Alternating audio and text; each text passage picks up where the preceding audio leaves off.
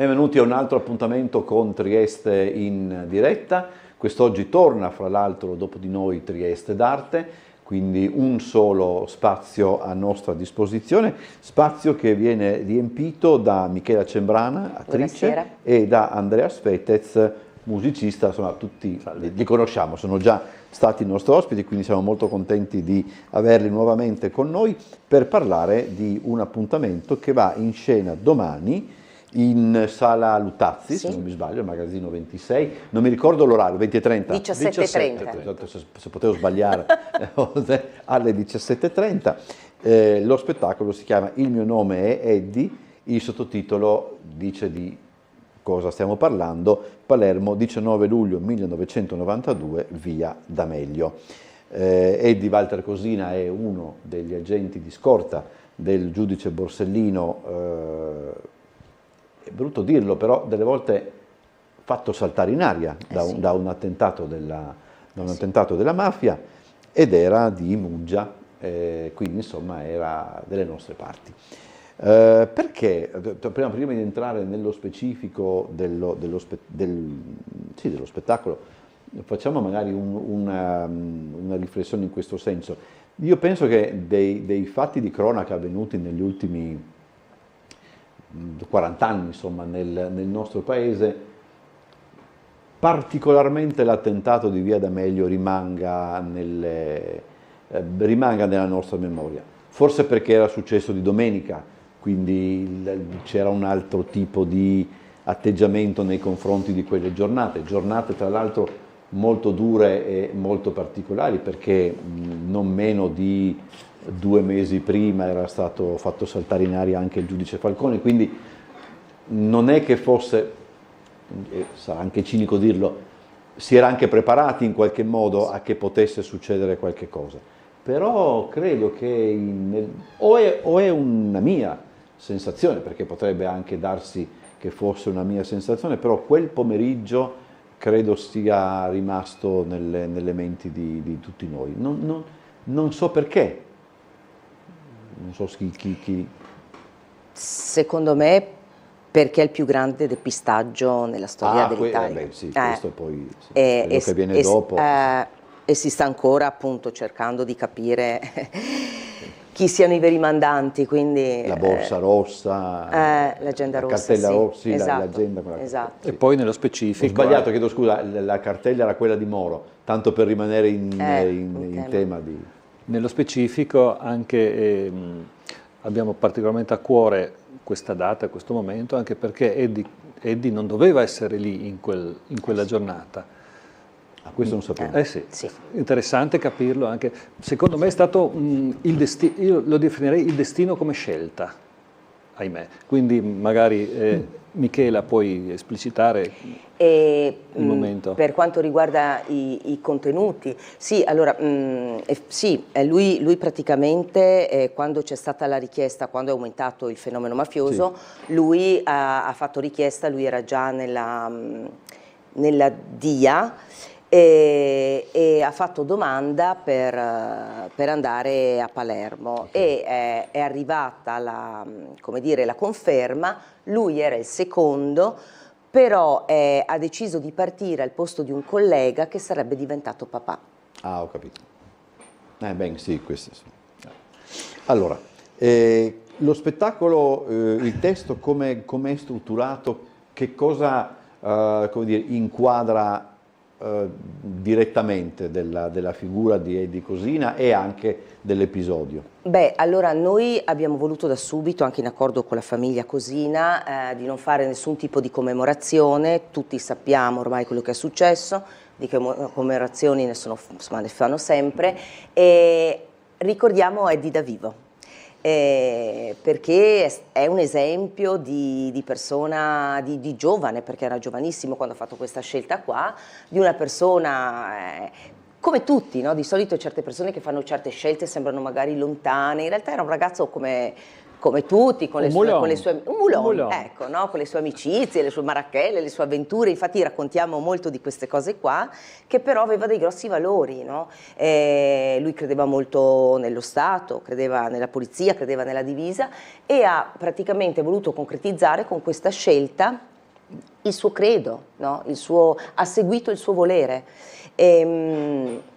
E quindi noi lo raccontiamo in maniera molto, molto simpatica, anche molto leggera, appunto per quello che è stato tutto il suo percorso, molto più come ragazzo, dal punto di vista umano, fino ad arrivare a Palermo, però lo citiamo appena, insomma, ecco, il giorno della strage, proprio per non voler... Da subito avevamo deciso con Michela appunto di produrre uno spettacolo tra virgolette leggero e non pesante, non greve come poteva essere anche uno spettacolo su una tragedia del genere. Mi rilaccio all'episodio che ho narrato prima, che Eddie non doveva essere lì in quel momento, ma ha voluto farlo appunto per correttezza e per amore verso la divisa, verso un suo compagno, un suo commilitone. Io sono un anno più vecchio di Eddie e frequentavamo la stessa scuola, la scuola Nazario Sauro di Muggia, sono parallelo alla sorella minore Edna, quindi ci si conosceva, però non l'ho mai frequentato a fondo, ci si vedeva magari al campetto quando c'era l'ora di educazione fisica. Siamo stati sempre un po' defilati. Eddie comunque me lo ricordo come un ragazzo bonaccione, pacioso, proprio gioviale, tranquillo, proprio la sua vera immagine del bravo ragazzo di periferia. Mi pare, adesso per l'amor di Dio non voglio entrare in cose che effettivamente non conosco, eccetera, però mi pare che la famiglia abbia scelto, mi pare di capire, un basso profilo, nel senso, come posso dire, non ci sono... Credo che ci sia a Muggia qualcosa che lo ricordi, eccetera, però voglio dire, c'è questo, se così fosse, questa comprensibile voglia di tenere per sé anche il dolore, eccetera. Con molta dignità, sì. Ognuno poi si comporta come meglio crede. Assolutamente, però c'è questo anche forse da sottolineare, no? Sì, c'è un'attività, nel senso che la nipote per esempio fa una grande attività nelle scuole, no? Per raccontare, e a Muggia è stato dedicato proprio il giardino, che è il giardino dove Eddie si trovava con i suoi amici da giovane. È anche molto bello. Sì. Roba di qualche anno fa, ecco, di un paio d'anni fa. Di recente... Probabilmente sarà per l'anniversario tondo, probabilmente. È un testo dove c'è anche molta musica, uno spettacolo dove c'è anche molta musica.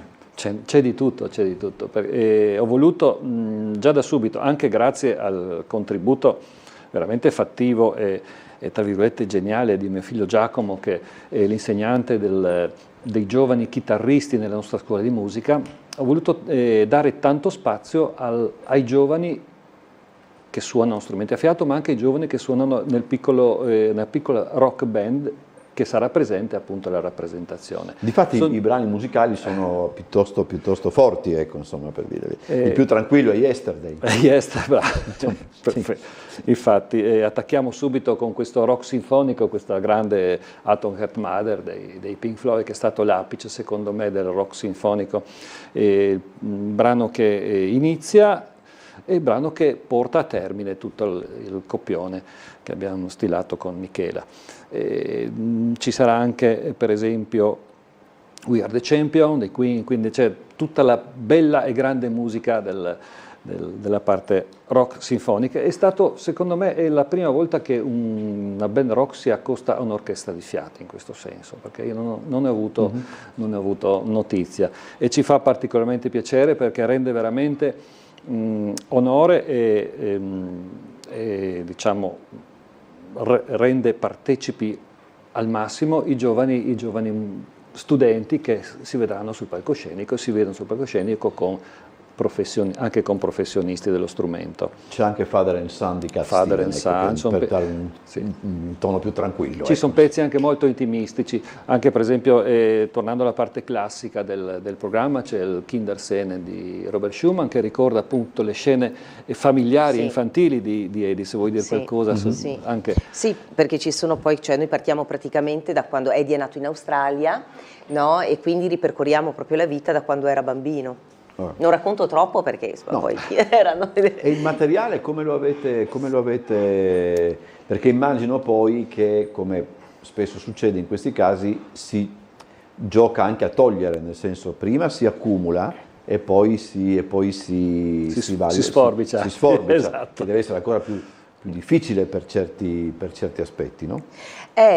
Allora, il materiale di questo lavoro è praticamente tutto il frutto di testimonianze da parte di amici, familiari e colleghi.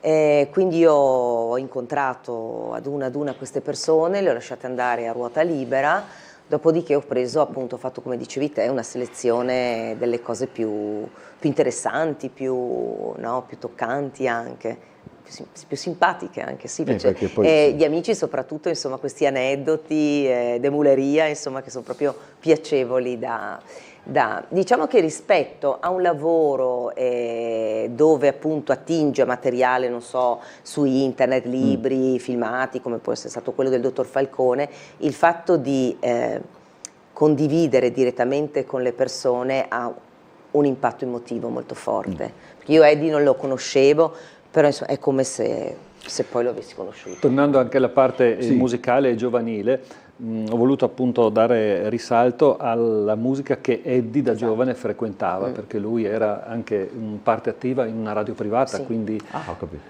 faceva il disc jockey, quindi era Quindi tutti i successi un po' tutti che caratterizzavano anche le... Sì, quindi avremo anche disco music, per esempio il Blood Runner, il tema principale da Blood Runner di Vangelis, per esempio, oppure gli Europe con il Final Countdown, quindi ce n'è di tutto veramente, dalla classica alla parte. Si torna appunto indietro nel tempo, giovanile. negli anni Esatto, 80, quando...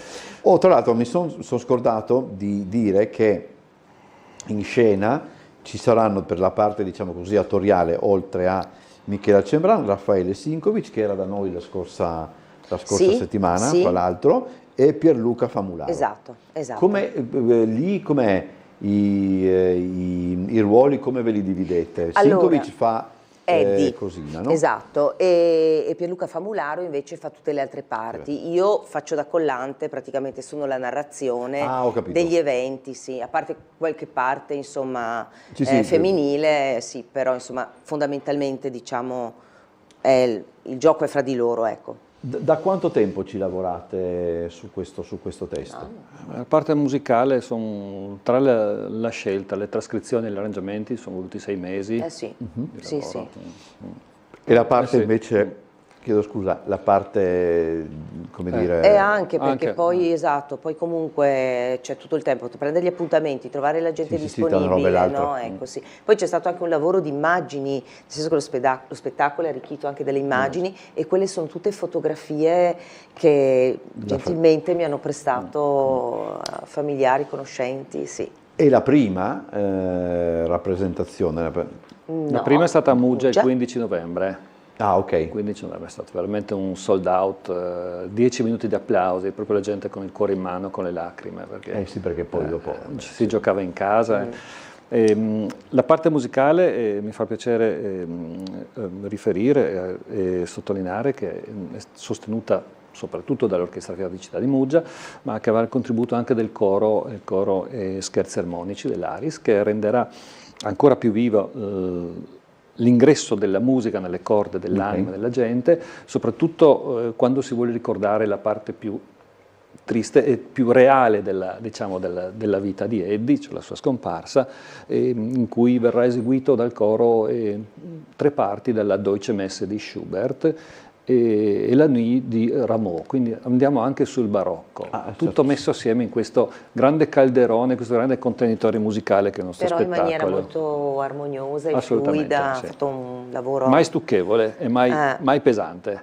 Questo appunto, dopo ci torniamo come sempre, però l'appuntamento, ricordiamo, allora è domani alle 17:30 in Sala Lutazzi. In sala Lutazzi, la Sala Lutazzi del Magazzino 26, veramente sta diventando... A ingresso libero. È questo anche da ricordare. Ci si deve in qualche modo però prenotare? Come funziona da quel punto di vista? Sì, chi volesse prenotarsi il posto, Orchestra Fiati Muggia, tutto attaccato, @gmail.com. Ecco, poi dopo ripeteremo ripeteremo anche questo, perché adesso insomma parliamo un po' anche proprio di...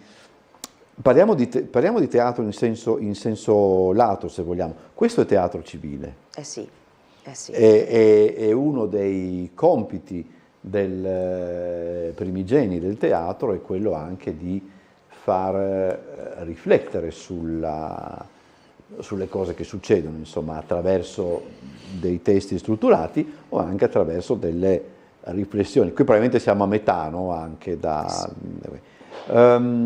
è più, sotto certi aspetti, teatro civile potrebbe, uso il condizionale, potrebbe sembrare più semplice e più immediato, in realtà desumo che sia molto complesso anche mettere in piedi un testo di teatro civile. Ma io credo insomma che sia sempre, come dire, complesso, no? Fare un lavoro, poi dipende appunto anche dall'impegno, dall'energia che ci metti, dalle cose che vuoi mettere. Diciamo che questo lavoro non è stato facile, perché ci sono dei contenuti molto, molto dettagliati, cioè, voglio dire, sì, del dottor Borsellino, il dottor Flaccone, materiale se ne trova, no? Qua invece...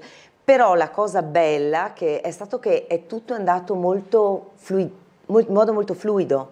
Le persone le ho trovate, si sono rese disponibili, no? Abbiamo trovato questo incastro che secondo me tra la musica e la prosa, che è forse più facilmente, come dire,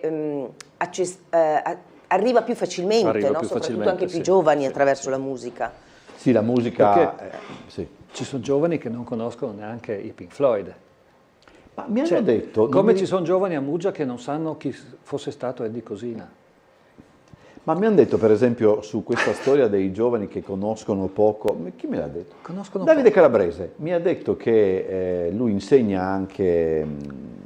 mi sembra che insegna a Bologna o a Torino, forse a Torino, alla scuola Holden, e deve spiegare ai giovani chi è Michael Jackson.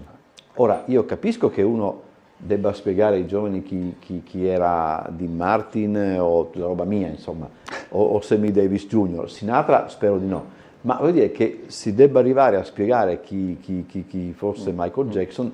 Questa è la realtà. Sì. Però ti chiedi anche che cosa sia inceppato da un certo momento in poi. Tutoriale, insomma, perché non siamo riusciti a dare un messaggio di questo tipo. Sì, è abbastanza preoccupante, per dire la verità.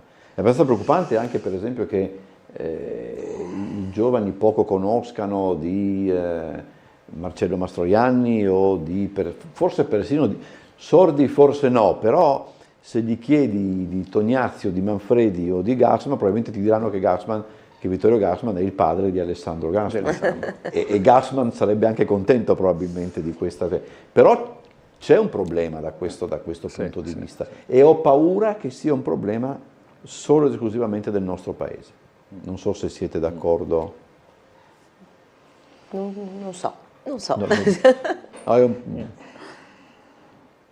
Sì, potrebbe essere. Ho idea di sì. Siamo un po' alla deriva culturale, no? Non vorrei entrare su questo argomento, per l'amor del cielo, però... È anche sotto gli occhi di tutti, insomma. Come la gente va poco al museo, così la gente frequenta poco anche la storia recente del Novecento, storia musicale, anche storia locale, storia politica. E poi politica. Il grosso problema è che non gliela insegnano a scuola, perché è difficile che si arrivi alla storia contemporanea con i programmi e figuriamoci poi la storia del teatro, la storia della musica è assolutamente inesistente e poi dopo ci sono ogni tanto queste strampalate idee di riforma scolastica però che ritorni latino alle medie non è un male secondo me, ma questo è un altro discorso. D'accordissimo. Come i grandi cantautori del Novecento italiani sono poco conosciuti e poco frequentati, perché ormai va di moda solo i TikToker questo forse. Si va in brodo di giuggiole quando Bob Dylan vince il Nobel per la letteratura, però se uno come Endrigo, mettiamola così, piuttosto che Gino Paoli, per parlare dei vivi, riceve un riconoscimento, vabbè, ma perché in fondo è un cantautore. Il nostro è un paese che da questo punto di vista ha ancora parecchio da imparare. C'è un discorso che mi piace fare con chi fa teatro a Trieste, ed è un discorso che riguarda le sale. Il numero di sale è sufficiente? Credo che mi sembra che io non c'ero quel giorno perché avevo uno dei miei soliti raffreddori stagionali che mi ha messo KO. È nata questa nuova sala qua vicino, mi pare, non so se parli del teatro dell'Angelo in via del Teatro Sotto. dell'Angelo, sì. Parlavo di questo. Ci sono anche altre più piccole o comunque capienti uguali, come hangar, come queste cose. È sufficiente il numero di sale? Ma allora, io ti direi di sì. La differenza la fa l'affitto, nel senso che ci sono realtà, no? Realtà magari piccole che insomma se cominciano a essere costi un po' troppo... Realtà piccole a livello intendi di compagnia? Esatto. Per esempio questa del Teatro dell'Angelo per noi è stata una scoperta molto bella, insomma funziona anche molto bene. Sala Lutazzi secondo me è un'ottima opportunità, non è un teatro, però insomma per tante cose funziona. Poi conta molto l'ingegnarsi, perché il teatro non deve essere fatto necessariamente in un teatro. Noi per esempio abbiamo fatto Cughi, che eravamo a Monfalcone, ad Oberdo, eravamo in una sala, cos'era un rifugio? Sì, un rifugio gestito dagli alpini di Monfalcone. Abbiamo fatto, e sempre di più secondo me il teatro, alcune forme di teatro si spostano poi in luoghi che teatro non sono. E per quanto riguarda invece anche la musica, I sogni di un direttore musicale di orchestra a fiati o di orchestra è avere comunque un grande organico. Il grande organico dove lo proponi?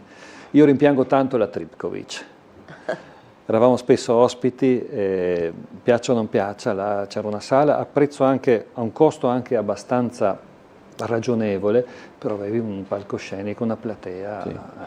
Adesso noi ci troviamo in difficoltà, con le mani un po' legate, perché anche domani saremo veramente tra orchestrali e coristi, saremo circa 45 persone. E quindi bisogna sistemare. L'arte di arrangiarsi.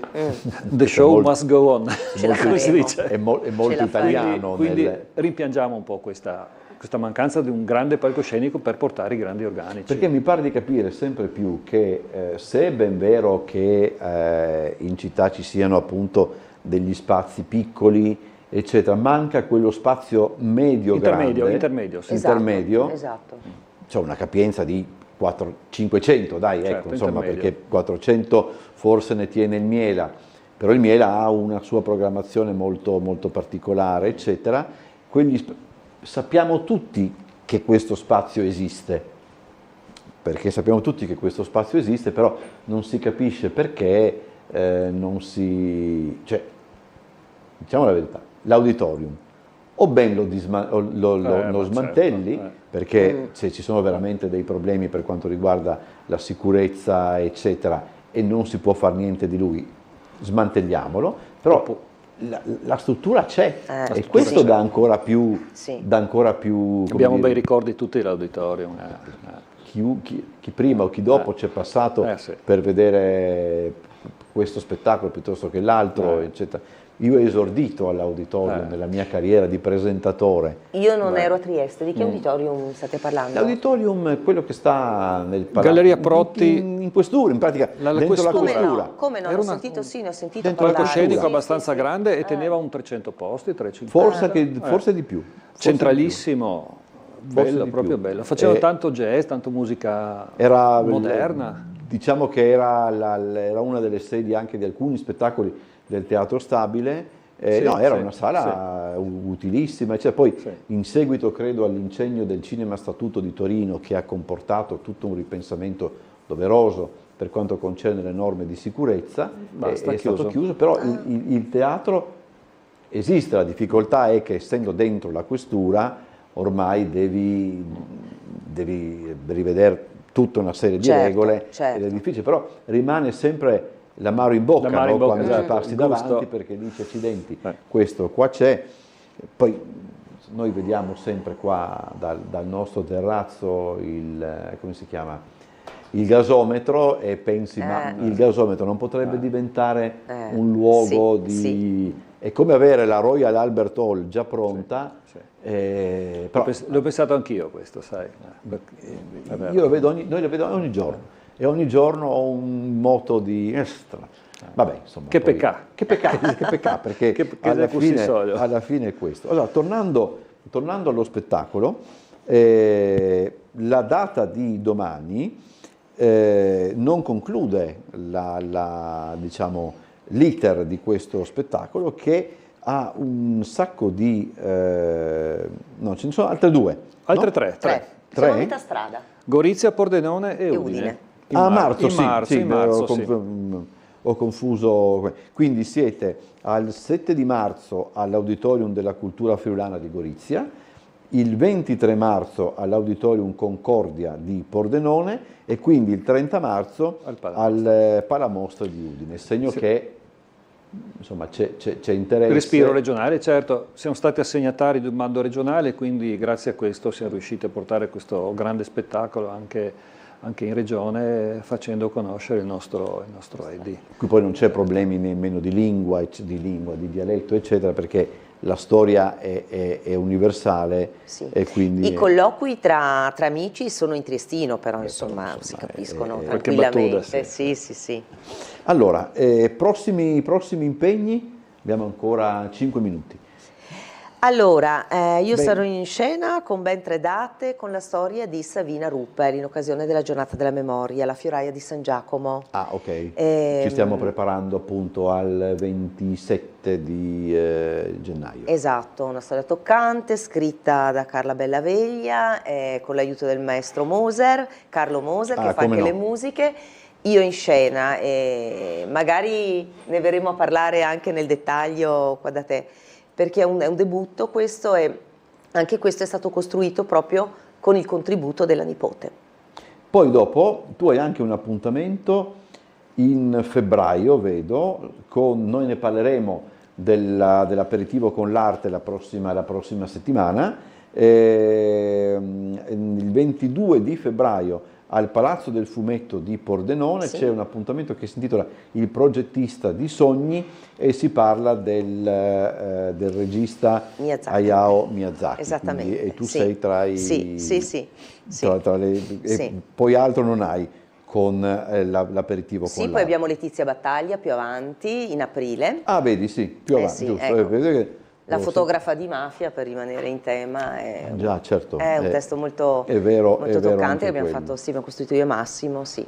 E Andrea invece? Noi stiamo preparando un grosso 2025 con uno spettacolo, un concerto sinestesico.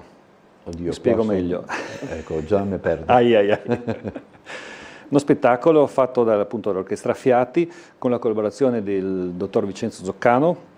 Ah, ok. Ecco, è dedicato alla disabilità e soprattutto alla disabilità visiva, alla cecità. Uno spettacolo che praticamente racconta tramite la musica cosa possa voler dire sentire la musica totalmente al buio. Presenta nel suo escurso, nella sua parabola musicale, presenteremo anche il 4 minuti e 33 di John Cage, di assoluto silenzio, in assoluto buio, quindi la gente si abituerà al buio e al silenzio. E poi riprenderemo pian pianino nel buio la musica con gli accordi delle onde del Reno di Wagner, total buio, quindi la gente apprezzerà con i propri sensi al buio, prima nel silenzio e poi la musica nel silenzio stesso, per poi finire con il programma americano dedicato a Ray Charles, ovviamente, con grande finale con Ray Charles. Quindi uno spettacolo interessante anche perché va a toccare delle realtà che i normovedenti non riescono a toccare. So che con Zoccano posso permettermi questa battuta che potrebbe sembrare tremenda, ma insomma... Così, quando il brano di Cage viene eseguito normalmente, ma dalla paga dei musicisti vengono scalati Sì, quei sicuro, 4 minuti. sicuro. Però il 25% se lo tiene il paese. Ah, questo sempre. Ecco, se siamo in conclusione, mi lasci Sì. ancora mezzo minuto? Come no, come no. Ieri è stato casuale, ho saputo che la figlia di Borsellino è stata a Prata di Pordenone a tenere una conferenza su suo padre e mi ha fatto piacere leggere un pensiero appunto di Fiammetta, della figlia di Borsellino. Papà era convinto che la lotta alla mafia parte dai giovani adatti a sentire il profumo di libertà e non il puzzo di compromesso. È una frase, tra l'altro parlando di frasi, poi dopo chiudiamo, anche rispetto a quello che dicevamo all'inizio, anche la figura di Eddie Cosina si può cucire sulla sua figura anche il titolo di un testo che venne a Rossetti parecchio tempo fa, credo più di una decina d'anni fa, che era dedicato a Borsellino e il titolo era Essendo Stato con la S maiuscola. Logicamente.